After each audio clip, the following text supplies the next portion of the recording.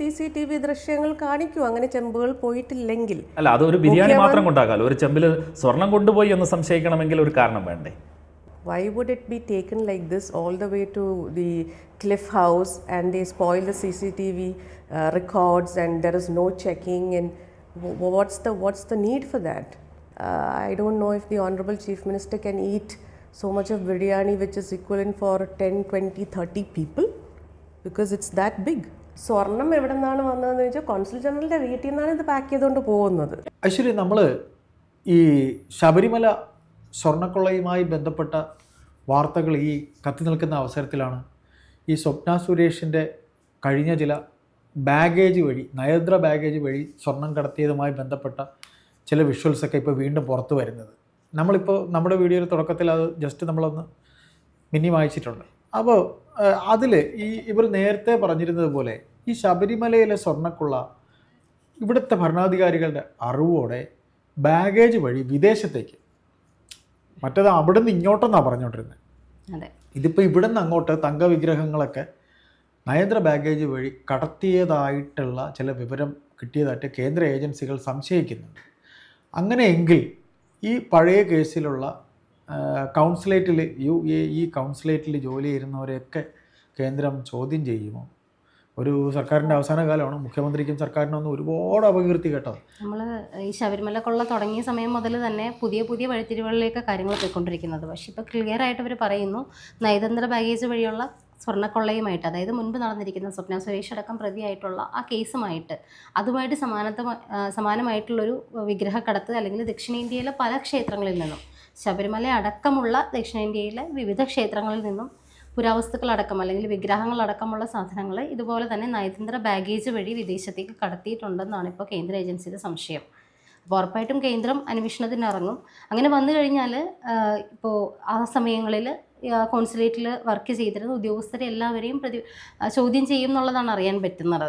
അപ്പോൾ അങ്ങനെ ചോദ്യം ചെയ്യുമ്പോൾ ഉറപ്പായിട്ടും വിട്ടുപോകാൻ പറ്റാത്ത അല്ലെങ്കിൽ ഇതിലേക്കൊരു വലിയ ലീഡ് തരാൻ പറ്റുന്ന ഒരാൾ തന്നെയാണ് സ്വപ്ന സുരേഷ് എന്ന് പറയുന്നത്. സ്വപ്ന സുരേഷ് പല സമയങ്ങളിലും പറഞ്ഞിട്ടുണ്ട് കാര്യങ്ങൾ. അവർ പറഞ്ഞ പല കാര്യങ്ങളുമായിട്ടും ഇപ്പോൾ ഇത് ലിങ്ക് ആവുന്നുണ്ട്. ഇപ്പോൾ നമ്മൾ ആദ്യം കേൾപ്പിച്ച ഈ പറയുന്ന ഓഡിയോ റെക്കോർഡിലാണെങ്കിൽ പോലും അവർ കൃത്യമായിട്ടും പറയുന്നത് ബിരിയാണി ചെമ്പിൻ്റെ കാര്യമൊക്കെ അവർ പറയുന്നുണ്ടല്ലോ. അപ്പോൾ അന്നും പറഞ്ഞത് നമ്മളെന്താ അവിടെ നിന്ന് ഇങ്ങോട്ട് കൊണ്ടുവന്ന കാര്യങ്ങളാണ് പറഞ്ഞത്. പക്ഷേ ഈ ബിരിയാണി ചെമ്പിലടക്കം കൊണ്ടുപോയതും ഇവിടെ നിന്ന് കേരളത്തിൽ നിന്നും അടക്കം ഇപ്പോൾ ശബരിമല അയ്യപ്പൻ്റെ സ്വർണവും ഇതുപോലെ തന്നെ ചെമ്പുകളിലായിട്ടും അല്ലാതെയും ഒക്കെ വിദേശത്തേക്ക് കടന്നു എന്ന് സംശയിച്ചാലും നമുക്ക് തെറ്റ് പറയാൻ പറ്റില്ല. അപ്പോൾ ഇത്രയും നാൾ നമ്മൾ ഇങ്ങോട്ട് വന്ന സ്വർണ്ണത്തിൻ്റെ അല്ലെങ്കിൽ അങ്ങനെ ഉള്ള കണക്കുകളിലൂടെ പോയതൊക്കെ മാറിയിട്ട് ഇപ്പോൾ ഭഗവാന്റെ സ്വർണവും ഈ പറയുന്ന പുരാവസ്തുക്കളും ഒക്കെ വിദേശത്തേക്ക് കടത്തി എന്നുള്ള ലീഡിലേക്ക് തന്നെയാണ് കാര്യങ്ങൾ പോയിക്കൊണ്ടിരിക്കുന്നത്. അപ്പോൾ ഉറപ്പായിട്ടും സ്വപ്ന സുരേഷ് അടക്കമുള്ളവർ, സ്വപ്ന സുരേഷിന് ഇതിൽ വലിയൊരു ലീഡ് അല്ലെങ്കിൽ ഒരു തെളിവ് തരാൻ സഹായകരമാകുന്ന, പക്ഷെ സ്വപ്ന ഇനി എത്ര പറഞ്ഞിട്ടും കാര്യമുണ്ടോ എന്നുള്ളത് വേറെ കാര്യം. സ്വപ്ന ഒരുപാട് വെളിപ്പെടുത്തലുകൾ അവർ നടത്തിയിട്ടുണ്ട്. പക്ഷെ അവരുടെ ഒരു കാര്യങ്ങളും മുഖവിലേക്ക് എടുക്കാണ്ടാണ്. സാധാരണ ഒരു ഫോട്ടോ കണ്ടാൽ പോലും, ഉമ്മൻചാണ്ടിയൊക്കെ ഭരിച്ചുകൊണ്ടിരുന്ന സമയത്ത് ഉമ്മൻചാണ്ടി സരിതയുടെ കൂടെ നിൽക്കുന്നൊരു ഫോട്ടോ കണ്ടപ്പോൾ പോലും, അത് സരിത നിവേദനം കൊടുക്കുന്നൊരു ഫോട്ടോ ആയിരുന്നു. അത് കണ്ടപ്പോൾ പോലും മുഖ്യമന്ത്രി പിണറായി വിജയൻ പറഞ്ഞത് ഇത്രയും വലിയ തെളിവ് പുറത്ത് വന്നു, രാജിവെക്കണം എന്നാണ് പറഞ്ഞത്. പക്ഷെ അതേ മുഖ്യമന്ത്രിയുടെ ചെവിയിൽ കിന്നാരം പറയുന്ന ഒരുപാട് ഫോട്ടോകളും ഇപ്പോൾ പുറത്ത് വന്നു. സ്വപ്നയെ പോലെ കൃത്യമായിട്ടും കാര്യങ്ങൾ, ഇപ്പോൾ സരിതയല്ല സ്വപ്ന കൃത്യമായിട്ടും കാര്യങ്ങൾ പറയുന്നുണ്ട്. അവർ ഓരോ ചോദ്യങ്ങൾക്കും നമ്മൾ തിരിച്ച് ചോദിക്കുന്ന കാര്യങ്ങൾക്കൊക്കെ അവർ കൃത്യമായിട്ട് തെളിവോട് കൂടിയിട്ടാണ് തിരിച്ച് പറയുന്നത്. അപ്പോൾ അവർ ഇത്രയും കൃത്യമായിട്ട് കാര്യങ്ങൾ പറഞ്ഞിട്ട് പോലും ഇതുവരേക്കും സ്വപ്നയുടെ ഒരു വരി പോലും ഈ ഏജൻസികളോ അന്വേഷണ ഉദ്യോഗസ്ഥരോ ഒന്നും വിലക്കെടുത്തിട്ടില്ല. അപ്പോൾ ഇനിയും സ്വപ്ന എന്ത് പറഞ്ഞാലും ഈ പറയുന്നത് പോലെ ശബരിമല കേസ് പിണറായിലേക്ക് പോകുകയില്ല എന്നുള്ളതൊക്കെ നമ്മൾ കണ്ടു തന്നെ അറിയേണ്ട കാര്യമാണ്. പക്ഷേ രമേശ് ചെന്നിത്തല അടക്കമുള്ള നേതാക്കൾ പറഞ്ഞതുപോലെ കൃത്യമായിട്ടും ഒരു അന്താരാഷ്ട്ര വിഗ്രഹക്കടത്ത് കൂടി ഇതിന് പിന്നിൽ സംശയിക്കേണ്ടിയിരിക്കുന്നു എന്നുള്ളത് ഉറപ്പിക്കാൻ പറ്റുന്നൊരു കാര്യമാണ്. ഉറപ്പിക്കാൻ പറ്റുന്നൊരു പോയിന്റ് തന്നെയാണ് ഇപ്പോൾ വന്നിരിക്കുന്നത്. ആ സമയത്ത് എനിക്ക് തോന്നുന്നു ഈ മോഷ്ടിക്കപ്പെട്ട കുറേ വസ്തുക്കൾ വിദേശത്തേക്ക് കടത്തുന്ന ഒരു മാഫിയ തന്നെ കേരളത്തിൽ സജീവമായിട്ട് പ്രവർത്തിക്കുന്നുണ്ട് എന്നാണ് ഇപ്പോൾ വ്യവസായി ഇത് കണ്ടെന്നൊക്കെ പറയുന്നുണ്ട്. ഈ തങ്കവിഗ്രഹമൊക്കെ വിദേശ വ്യവസായി കണ്ടു എന്ന് പറയുന്നുണ്ട്. അപ്പോൾ ഇവിടെ നിന്ന് പല സാധനങ്ങളും പുറത്തേക്ക് പോയി എന്നുള്ളത് മറ്റൊരു ഫാക്റ്റാണത്. അത് തെളിയിക്കുന്ന രീതിയിലേക്കുള്ള ഓരോ ദിവസവും പുറത്തു വരുന്ന കാര്യങ്ങൾ കൃത്യമായിട്ടും ശക്തമായ തെളിവുകൾ തന്നെയാണ് പുറത്തു വരുന്നത്. ഇപ്പോൾ സീലോ ഒപ്പം ഒന്നും ഇല്ലാണ്ടാണ് പല കാര്യങ്ങളും ഇപ്പോൾ ഭഗവാന്റെ അടുത്തുനിന്ന് തിരിച്ചു പോയിട്ടുള്ളത്. ഇപ്പോൾ ശബരിമലയുടെ കേസ് പറഞ്ഞാൽ പോലും നമ്മൾ ഏറ്റവും ചുരുക്കത്തിൽ പറയുകയാണെങ്കിൽ ശബരിമല അയ്യപ്പൻ്റെ സാധനങ്ങൾ പുറത്തേക്ക് എല്ലാം നമ്മുടെ തന്ത്രവിധിപ്രകാരം അതിൽ പറഞ്ഞിരിക്കുന്നത് ക്ഷേത്രമര്യാദ എന്ന് പറയുന്ന ആ ഒരു വളപ്പുണ്ട്. ആ ക്ഷേത്രമര്യാദയ്ക്കുള്ളിൽ നിന്നുകൊണ്ട് വേണം എന്ത് വേണമെങ്കിലും ചെയ്യണം. ഇതിനൊരു കുളം കുഴി, അതെ, ഇവിടുന്ന് പുറത്ത് കൊണ്ടുപോയിട്ടല്ല അത് ശരിയാക്കേണ്ടത്. ഇവൻ ഈ സ്വർണ്ണപ്പാളിയാണെങ്കിലും എന്തെങ്കിലും മിനുക്കുണ്ടെങ്കിലും ക്ഷേത്രമര്യാദയിൽ കൃത്യമായിട്ടും പറഞ്ഞിരിക്കുന്നത്, അവരുടെ ആചാരത്തിൽ കൃത്യമായിട്ടും പറഞ്ഞിരിക്കുന്നത് ഇങ്ങോട്ട് അതിനകത്ത് ക്ഷേത്ര വളപ്പിനകത്ത് വെച്ച് വേണം ഇതൊക്കെ നടത്താൻ. പക്ഷെ ഇതൊക്കെ പുറത്ത് കൊണ്ടുപോയി ഇത്രയൊക്കെ ചെയ്തു എന്ന് പറയുന്നവർ ഇത് വിദേശത്തേക്ക് കടന്നു എന്നുള്ളത് ഏകദേശം നമുക്ക് ഉറപ്പിക്കാവുന്ന കാര്യങ്ങൾ തന്നെയാണ്. ഇതിപ്പോൾ രമേശ് ചെന്നിത്തല അടക്കം പറയുന്നത് പോലെ കൃത്യമായിട്ടും ഒരു അന്താരാഷ്ട്ര ബന്ധമുള്ള ഒരു വിഗ്രഹക്കടത്ത് ഇപ്പോൾ ഹൈക്കോടതി തന്നെ പറഞ്ഞിരിക്കുകയാണത്. ഹൈക്കോടതി കൃത്യമായിട്ടും പറയുന്നു ഈ കേസ് ഒരു പരിധിക്ക് അപ്പുറത്തേക്ക് പോകുന്നില്ല എന്ന് ഹൈക്കോടതി പറയുന്നത്. ഒരു കാര്യം കൂടി ഞാൻ പറഞ്ഞോട്ടെ ഐശ്വര്യ, അതായത് ഈ ശബരിമലയിൽ സ്വർണ്ണക്കൊള്ള ഐശ്വര്യ പറഞ്ഞില്ലേ, ഈ ശബരിമലയിലെ ഏത് കാര്യവും അവിടെ ആ സറൗണ്ടിങ്സിനകത്തേ ചെയ്യാവുള്ളൂ എന്ന് പറയുമ്പോൾ ഈ കേസ് എങ്ങനെയാണ് ആദ്യം പുറത്തു വരുന്നതെന്ന് അറിയും. അതായത് ഈ ഹൈക്കോടതിക്ക് ശബരിമലയുടെ ഒരു വിജിലൻസ് ഒരു വിങ് ഉണ്ടല്ലോ, അതായത് ഈ പറയുന്ന ശബരിമല സ്വർണ്ണക്കൊള്ള ശരിക്കും അറിയിക്കേണ്ട അധികാരം ബാധ്യത ഈ സ്പെഷ്യൽ കമ്മീഷണർക്കാണ് ഉണ്ടായിരുന്നത്. അവിടെ ശബരിമലയിൽ ഒരു സ്പെഷ്യൽ കമ്മീഷണർ ഉണ്ടായിരുന്നു. ഈ സ്പെഷ്യൽ കമ്മീഷണറും പോലീസിലെ അധികാരപ്പെട്ടവരും, അന്ന് അധികാരപ്പെട്ടവരായിട്ടുണ്ടായിരുന്നവർ ആരൊക്കെയാണ്? അന്ന് DGP ആരായിരുന്നു? അന്ന് ഈ പറയുന്ന പോലെ ഈ അജിത് കുമാറിനൊക്കെ ക്രമസമാധാനത്തിൻ്റെ ചുമതല ഉണ്ടായിരുന്ന സമയമാണ്. ശ്രീജിത്തിനുണ്ടായിരുന്നു, IG ശ്രീജിത്തിനുണ്ടായിരുന്നു. അപ്പോൾ ഇങ്ങനെ ഇത്രയും പേരൊക്കെ അവിടെ ഉണ്ടായിരുന്നിട്ട് 2018-19 കാലയളവിൽ ഇത് അവിടെ നിന്ന് പോവുക എന്ന് പറയുമ്പോൾ ഈ സ്പെഷ്യൽ കമ്മീഷണറായിട്ടുള്ള ശബരിമലയിലെ ചാർജ് ഹൈക്കോടതി വഴി കൊടുത്തിരിക്കുന്ന ഒരു ചാർജാണ്. ഈ സ്പെഷ്യൽ കമ്മീഷണർ എന്ന് പറഞ്ഞാൽ സ്പെഷ്യൽ ജഡ്ജാണ്. ഈ ഇദ്ദേഹം അവിടെ ഉണ്ടായിരിക്കും. ഈ സ്പെഷ്യൽ ജഡ്ജ് പോലും കമ്മീഷണർ പോലും അല്ല ഇത് പുറത്തറിയിച്ചതെന്നാണ് പറയുന്നത്. ഈ സ്പെഷ്യൽ കമ്മീഷണർ അറിയിച്ചിട്ടില്ല, ഈ പോലീസും അറിഞ്ഞിട്ടില്ല. പിന്നെ എങ്ങനെ ഈ പാളി പോയി?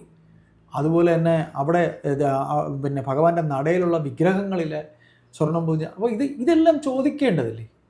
ഉറപ്പായിട്ടും അതിപ്പോൾ ഭഗവാന്റെ വിഗ്രഹം തന്നെ ഇപ്പോൾ ഒറിജിനൽ ഞാൻ ഈ സറൗണ്ടിങ്സ് കഴിഞ്ഞ് പോകാൻ പാടില്ല എന്ന വിഷയം പറഞ്ഞുകൊണ്ടാണ് ഞാൻ ഇതിന് പുറത്തേക്ക് പോയിട്ട് ഇങ്ങനെ ചെയ്യാന്നുള്ളത് നമ്മുടെ എല്ലായിടത്തും. ഇപ്പം നമ്മൾ ഇതുമായിട്ട് ബന്ധമില്ലെങ്കിൽ പോലും പറയട്ടെ, ഇപ്പോൾ യുവതീ പ്രവേശനം വന്നു, ആ സമയത്ത് കോടതി കണ്ടത് എന്ന് വെച്ചാൽ ലിംഗവിവേചനം പാടില്ല, അല്ലെങ്കിൽ ഇങ്ങനെ ആചാരപരമായിട്ട് സ്ത്രീകളെ മാറ്റി നിർത്താൻ പാടില്ല, അങ്ങനെയുള്ള നിയമവശങ്ങളാണ് കോടതി വെച്ചിട്ട് സ്ത്രീകളെ കയറ്റണം എന്ന് പറഞ്ഞു. പക്ഷെ അവിടെയും ഒരു നിൽക്കുന്നത് നിയമവും അപ്പുറത്തെ ഒരു ആചാരവും ഉണ്ട്. അവിടുത്തെ നിയമം എന്ന് പറഞ്ഞാൽ അയ്യപ്പൻ്റെ നാടാണത്. അയ്യപ്പൻ്റെ നാട്ടിൽ അയ്യപ്പൻ്റെ നിയമം എന്നുള്ളതാണ് ശബരിമലയുടെ ബേസായിട്ട് അവരുടെ ആചാരങ്ങളിൽ പറയുന്നത്. അയ്യപ്പൻ്റെ നാട്ടിൽ അയ്യപ്പൻ്റെ നിയമം എന്നുള്ളതാണ്.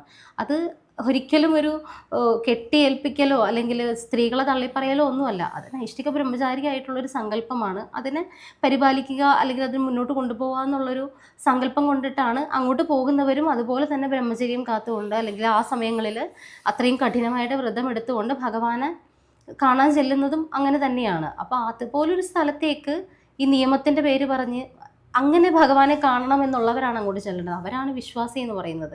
അല്ലാണ്ട് എനിക്ക് ഈ നിയമം വേണം, നീതി വേണം, തുല്യത വേണം എന്ന് പറഞ്ഞിട്ട് ഭഗവാനെ കാണാൻ ചെല്ലുന്നവർ അതുപോലൊരു സ്ഥലത്തേക്ക് ചെല്ലേണ്ട ആവശ്യമില്ല. ഇപ്പോൾ സിമ്പിളായിട്ട് ഞാൻ പറയുവാണെങ്കിൽ ഭഗവാന്റെ അടുത്ത് പെണ്ണുങ്ങൾ കയറരുതെന്ന് പറയുന്നത് വിശ്വാസലംഘനമാണ്, അല്ലെങ്കിൽ വിശ്വാസലംഘനമല്ല, ഞാൻ പറയുന്ന പോലെ നമ്മുടെ നീതിന്യായ വ്യവസ്ഥയുടെ ലംഘനമാണെന്ന് പറയുന്നവർ ഇപ്പോൾ പല സ്ഥലങ്ങളിൽ നമ്മളിപ്പോൾ അമൃതാനന്ദ മഠത്തിൽ ചെന്നാലും പല ആരാധനാലയങ്ങളിൽ ചെന്നാലും നിശബ്ദത പാലിക്കുക, മൗന പ്രാർത്ഥന മാത്രം, അല്ലെങ്കിൽ ഉറക്കെ പറയാൻ പാടില്ല എന്നൊക്കെ എഴുതി വെച്ചിട്ടുണ്ട്. അവിടെ കയറി ഇരുന്നിട്ട് നമ്മളാരും പാട്ട് വെച്ച് ഡാൻസ് കളിക്കാറില്ല, ഉറക്കെ സംസാരിക്കാറില്ല, ഫോൺ പോലും അലോഡല്ല. പല പ്രാർത്ഥനാലയങ്ങളിലും ഈ മൗന പ്രാർത്ഥന മാത്രം അനുവദനീയമായിട്ടുള്ളതുണ്ട്. അത് അവിടുത്തെ ആചാരമാണ്, അവിടുത്തെ വിശ്വാസമാണ്, അത് അവിടുത്തെ നിയമമാണ്. ആചാരം വിശ്വാസം എന്നുള്ളതിനപ്പുറത്തേക്ക് നിയമമാണത്. അവിടെ സൈലൻസ് പ്ലീസ് എന്ന് എഴുതി വെച്ചിരിക്കുന്നത് സൈലൻ്റായിട്ടിരിക്കാൻ വേണ്ടിയിട്ടാണ്. അതുപോലെ തന്നെ ശബരിമലയിലെ ഒരു വിശ്വാസം അല്ലെങ്കിൽ ശബരിമലയുടെ നിയമമാണത്. സ്ത്രീകൾ ചെല്ലാൻ പാടില്ല എന്നുള്ളത് അതിൻ്റെ ഒരു കൃത്യമായിട്ടുള്ള കാര്യങ്ങൾ പറഞ്ഞുകൊണ്ട് തന്നെ അവർ പറയുന്നത് അവിടുത്തെ നിയമമാണ്. അത് പാലിക്കാൻ പറ്റുന്നവർ മാത്രം അങ്ങോട്ട് ചെല്ലുക. അല്ലാണ്ട് സൈലൻസ് പ്ലീസ് എഴുതി വെച്ചിരിക്കുന്ന ഒരു സ്ഥലത്ത് ചെന്നിട്ട് നമ്മൾ കിടന്നിട്ട് വലിയ റാപ്പ് സോങ്സ് വെച്ച് തുള്ളാനൊന്നും നമുക്കവിടെ പറ്റില്ലല്ലോ. എല്ലാ നിയമങ്ങളും ആചാരവും വിശ്വാസവും നിയമങ്ങളും എല്ലാം ഒരു തുല്യതയിൽ പോയാൽ മാത്രമേ കാര്യങ്ങൾ നടക്കുകയുള്ളൂ. അപ്പോൾ എല്ലാ കാര്യത്തിലേക്കും ഇത്തരത്തിൽ കൊണ്ടുവരുമ്പോൾ ഇപ്പോൾ പറഞ്ഞതുപോലെ ക്ഷേത്രമര്യാദ, വളപ്പ് വിട്ട് സാധനങ്ങൾ പുറത്ത് പോകാൻ പാടില്ലെന്ന് പറയുമ്പോൾ ക്ഷേത്രമര്യാദയ്ക്കുള്ളിലുള്ള കാര്യങ്ങളൊക്കെ ഇപ്പോൾ ഇവൻ ഭഗവാന്റെ തിരുമേനിമാർ അവിടെ മാറി മാറി വരുന്ന ആൾക്കാർ. പക്ഷെ തന്ത്രി എന്ന് പറയുന്നത് ഒരു വംശത്തിൽപ്പെട്ട അല്ലെങ്കിൽ അവര് സ്ഥിരമായിട്ടുള്ളതാണ്. അത് ശബരിമല അപ്പോൾ തന്ത്രിമാരെ അദ്ദേഹം കുടുംബത്തിന്റെ. ഈ പറയുന്ന ഓരോ വർഷം തെരഞ്ഞെടുക്കുന്ന തിരുമേനിയുടെ കാതിലാണ് മൂലമന്ത്രം പറഞ്ഞു തീർച്ചയായിട്ടും കൊടുക്കുന്നത്. തീർച്ചയായിട്ടും. അപ്പോൾ അങ്ങനെ ഓരോ കാര്യങ്ങളും തന്ത്രി വഴി ചെയ്യുന്ന ഒരു സ്ഥലത്ത് ഇങ്ങനെ ഒരു സാധനം പുറത്തേക്ക് കൊണ്ടുപോകുമ്പോൾ സ്ഥിരക്കാരനായിട്ടൊരു തന്ത്രി അവിടെ ഉള്ളപ്പോൾ അദ്ദേഹത്തോട് ചോദിക്കാതെ ക്ഷേത്രത്തിനകത്ത് ഒരു പുൽനാമ്പ് എടുക്കണമെങ്കിൽ പോലും അദ്ദേഹത്തിന്റെ അനുവാദം കൂടി അല്ല, ഈ പറയുന്ന പോലെ ഈ പോലീസ് ഓഫീസേഴ്സ് ഒക്കെ അപ്പോൾ എവിടെ പോയിരുന്നു? അതെ, ഈ നിയമമൊക്കെ എവിടെ പോയിരുന്നു? ഇവരെയൊന്നും ചോദ്യം ചെയ്യാനേ അപ്പോൾ തയ്യാറാകുന്നു. നമ്മൾ ബലമായിട്ട് സംശയിക്കുന്നത് ഈ സ്ത്രീ പ്രവേശന വിഷയത്തിന്റെ ബഹളം നടന്ന സമയത്തായിരിക്കുമോ ഈ സംഭവങ്ങളൊക്കെ കടത്തിയിട്ട്? ഒരു പക്ഷേ നല്ല രീതിയിൽ അങ്ങനെ സംശയിക്കാവുന്ന കാര്യം സംസാരമുണ്ട്. സ്ത്രീ പ്രവേശന വിഷയം അവിടെ അരങ്ങേറി ഇത്ര ബഹളവും നടക്കുന്ന ഈ ബഹളത്തിന്റെ ഇടയിലാണോ ഇത് അവിടുന്ന് കടത്തപ്പെട്ടത് എന്നൊരു സംശയം ഇപ്പൊ സ്വാഭാവികമായി ഉണ്ടാവുന്നുണ്ട്. ഉറപ്പായിട്ടും എന്തായാലും പുതിയ കൂടുതൽ വിവരങ്ങളിലേക്ക് തന്നെ ആയിരിക്കും ഈ ഏതായാലും ഇവിടെ കേരളത്തിലൊരു കൂടി അല്ല, ഈ SIT അന്വേഷണ സംഘം അന്വേഷിക്കുന്നതിനിടയിൽ കേന്ദ്ര ഏജൻസികൾ ഏറ്റെടുക്കാൻ ഇവിടെ സമ്മതിക്കുമോ? കേന്ദ്ര ഏജൻസികൾ അന്വേഷണം ഏറ്റെടുക്കേണ്ടതായിട്ട് വരും. കൃത്യമായിട്ടും ഇത്രയും നാളത്തെ പോലെയല്ല കേസ് പോകുന്നത്. നയതന്ത്ര ബാഗേജ് വഴി കടത്തിയ അതിന് സമാനമായിട്ട് അങ്ങനെ കടത്തപ്പെട്ടിട്ടുണ്ട്, അന്താരാഷ്ട്ര വിഗ്രഹ മാഫിയ ഇവിടെ പ്രവർത്തിക്കുന്നുണ്ട് എന്നുള്ളത് കേന്ദ്രം പറയുമ്പോൾ കേന്ദ്ര ഏജൻസികൾ സംശയം പ്രകടിപ്പിക്കുമ്പോൾ ആ രീതിയിലും അന്വേഷണം നീങ്ങേണ്ടതായിട്ട് വരും. ഇനി എന്തായാലും ആ രീതിയിലേക്ക് പോവുകയാണെങ്കിൽ കേന്ദ്രം ഇത് ഏറ്റെടുത്തേ മതിയാവുള്ളൂ. തീർച്ചയായിട്ടും.